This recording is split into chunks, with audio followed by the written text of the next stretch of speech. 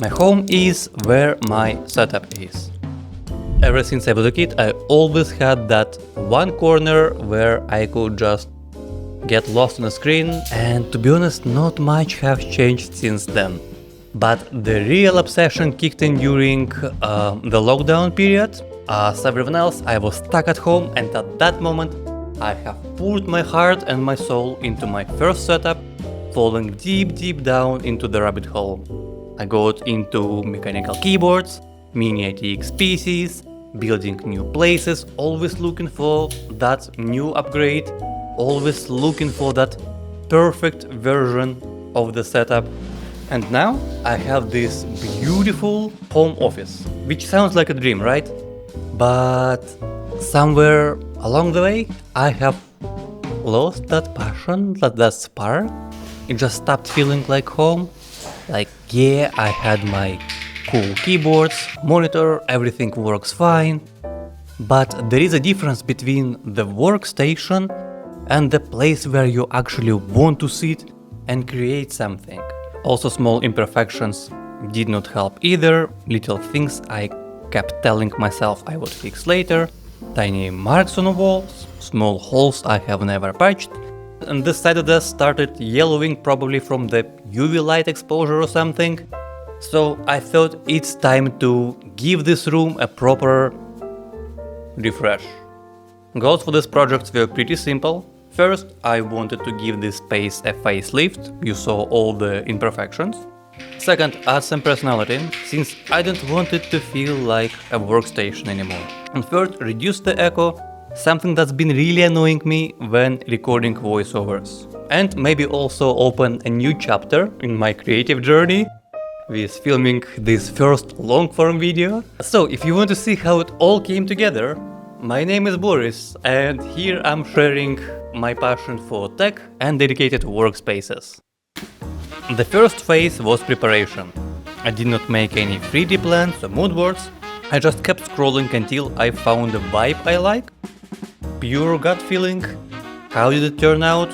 You tell me. Then came day one. I started by moving every piece of furniture out of the room to start fresh, then patched a few holes here and there and left it to dry overnight.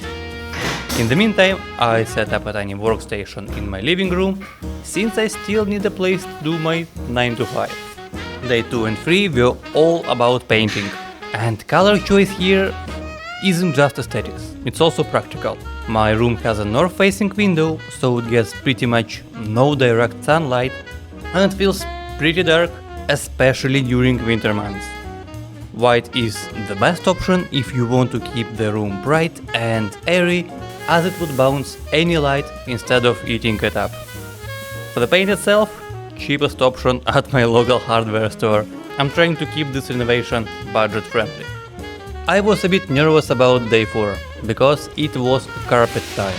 I mentioned earlier that I wanted to reduce the echo in the room. This was the solution. I've always wanted a wall-to-wall carpet, and finally I have one. Why was I nervous? I had zero idea how to do it.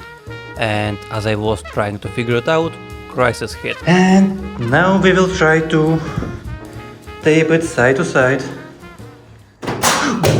No! Yes, my camera just decided to do a front flip from the windowsill. Thanks God carpet was already there, so it's all nice and safe. Anyways, the webshop said it needed a double-sided tape, so I got a roll and taped all the edges.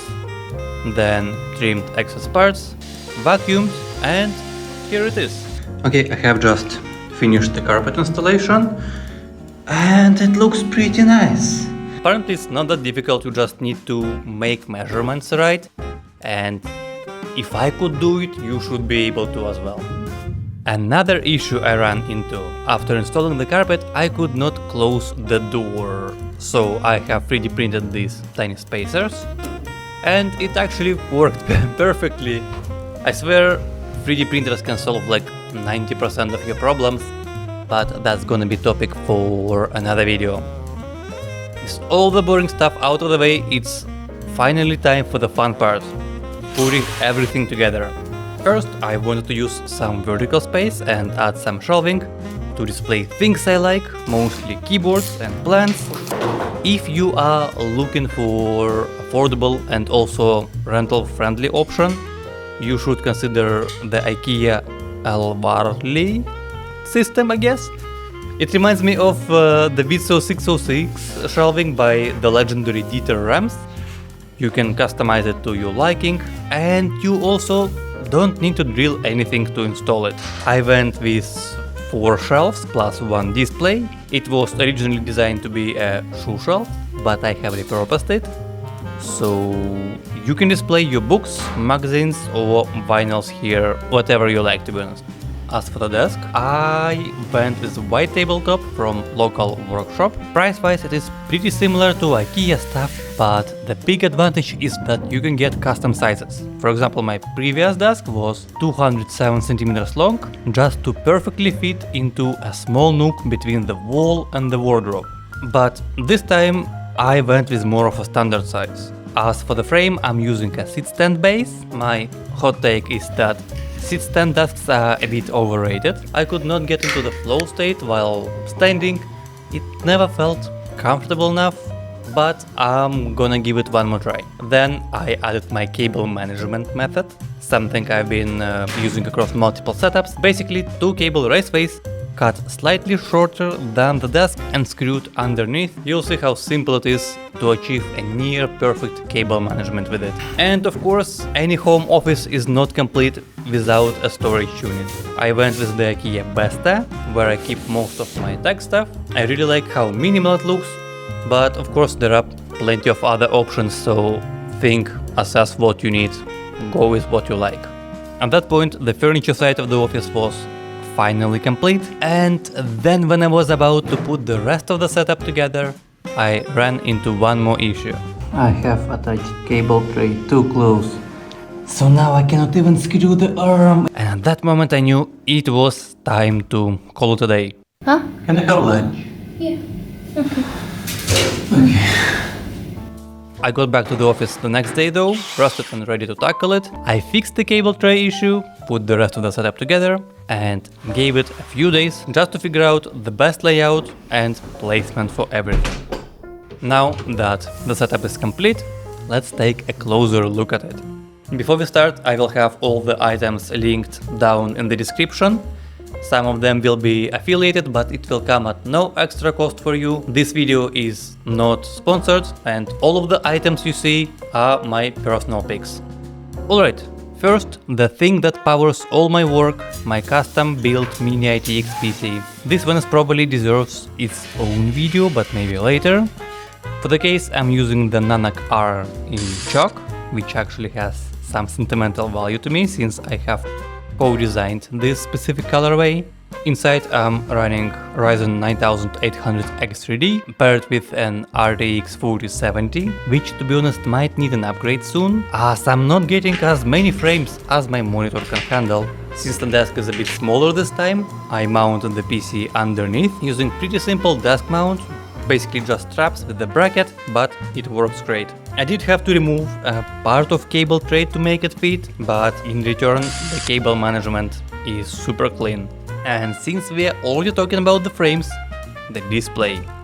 This is the Asus PA32UCDM. In my opinion, the ProArt lineup doesn't get enough recognition. It's a 4K QD OLED panel, perfectly color calibrated, amazing for creative work, but also has a 240Hz refresh rate, which is perfect if you're into esports. I'm clocking in a few hours of sweaty gaming pretty much every day, so I think it's a really well-rounded panel. It sits on the Huano heavy-duty monitor arm, probably the sturdiest arm I have ever tried, since it has 2 clamps while most only have 1. Moving on to peripherals. For my mouse, I've been using the Razer Viper V3. It fits my relatively large hand really well. I like the coating, and only at 54 grams it just feels right. I cannot complain about it. For keyboards, I rotate between a few custom builds. This one can also be a topic for another video, but right now my main ones are the Harbor by Kibo, released back in 2021 in a small group of just 80 units, so it's like a collector's piece kind of thing. The side profile is beautiful and the Vinkile 65% layout makes it look really unique. The second daily board is Duo 60 by Lazy Designers. I love how chunky it looks, and the interchangeable inner piece adds another layer of customization to it. Those are my daily drivers, and they usually sit on this linen desk pad by FBP, but when it's time to game I switch to the Artisan Haite Otsu, which has basically been the standard for years, and my custom Hall Effect keyboard. This is F260 by John. This board actually fits Venom 60 PCB, which can be adjusted however you like, very similar to the famous Wooting, it just doesn't sound like crap. The audio setup is pretty simple. I'm using a Rode pod mic on the Elgato low profile arm connected to an Audient Evo 4, which I have taped under the desk. This is what I use for all of my voiceovers, and it does a great job. For headphones, I'm using a pair of Rode's NTH100. I have received it as a part of collaboration a few years ago, and it haven't left my setup ever since. I'm no audiophile myself, so I cannot tell you much about the sound except that it is really solid for both gaming and music. Then the item I'm getting probably the most questions about, speakers. Those are Kanto UI2s sitting on silicon stands by Audio Engine. They pack 100 watts of power, which is more than enough for my space. If you're looking for something similar, I would also suggest paying attention to Edifier M60s. Very similar in size, much easier on your wallet, and a few extra features on top. For lighting, I keep one of my favorite pieces, this lamp by Odo. Yes, it's definitely overpriced for a table lamp, I know that, but it's a solid piece of marble, and I've been dreaming about this lamp for a few years since the moment I saw it in a luxury design shop, so this one stayed. Another light source is this 3D printed lamp by my friend Will and his brand Hein. It also doubles as a catch-all tray, and I just honestly love the way it looks. And since we are talking about 3D printing, I also made this Deskmat holder, since I swap between them daily. And this Apex Legends heirloom is a 3D printed as well and sits here as a trinket. As for accessories, I'm using the industrial style coaster by the Momentum Studio and matching desk tray for my glasses and smaller items from the same guys. The display shelf now is home to the Dieter Rams book. Since the setup is pretty neutral in color, I decided to add orange as an accent. That's why I also have the Computer One case by Teenage Engineering on the bottom shelf. It ships flat and you have to bend it yourself in order to assemble. Horrible, absolutely horrible layout, unusable, but it's a really fun project, that's why it sits on the shelf right now.